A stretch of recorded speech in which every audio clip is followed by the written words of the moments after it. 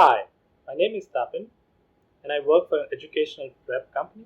I work as a director of analytics, architecture, and engineering, and I would give JIRA a 4 out of 5 rating.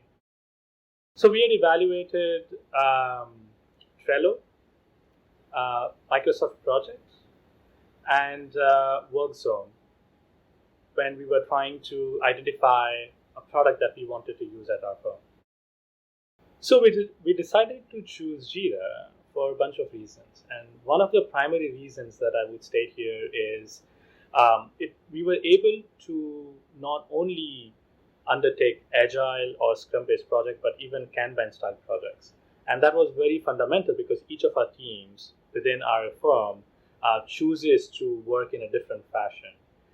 So that was the primary reason. Apart from that, the flexibility, the UI, the ease of integration with other SaaS providers like Slack, or just in general, the availability or the functionality or the things that you could customize and white label based on our firm's needs. I think that was something that really caught my eye. And on top of that, obviously, the support model that they had or the price point was kind of very much suited to what we really wanted to be.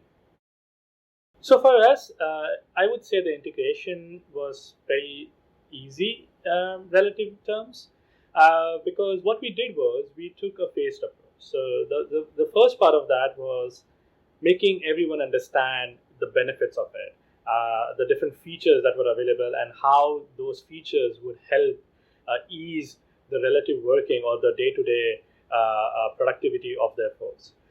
Once everyone was kind of on board, we made sure that the delivery managers were the drivers of this major integration. So they were the one who started kind of providing initial sort of training, obviously along with a tremendous amount of help from the support from Jira, Jira's parent company Atlassian, and I think we were very grateful that they provided us those support.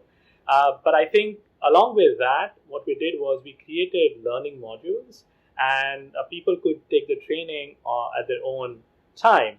And then we gave them like a bandwidth that, okay, you got to complete it in about a month's time so that everyone kind of is on board for the next phase of our rollout.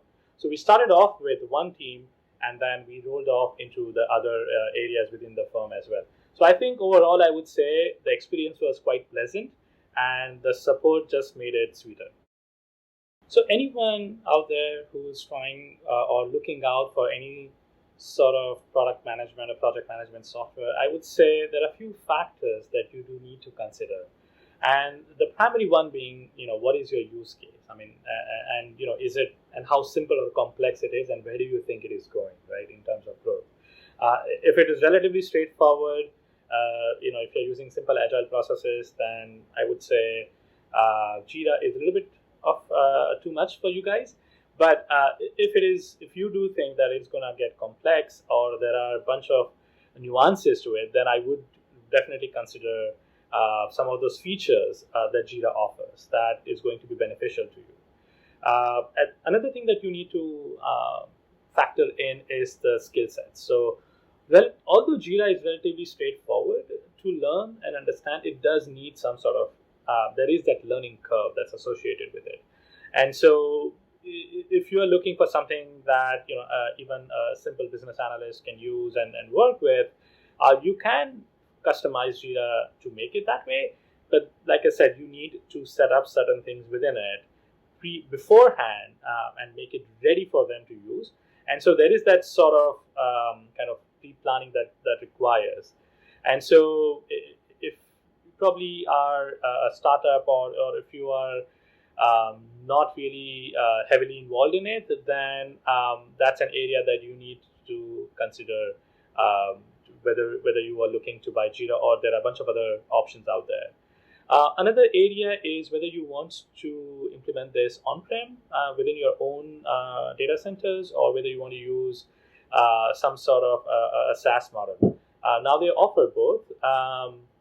I would say that is also something that you need to consider, and along with that kind of comes the cost factor. Do you want to enable it at an enterprise level, or do you want to take it slow and then grow?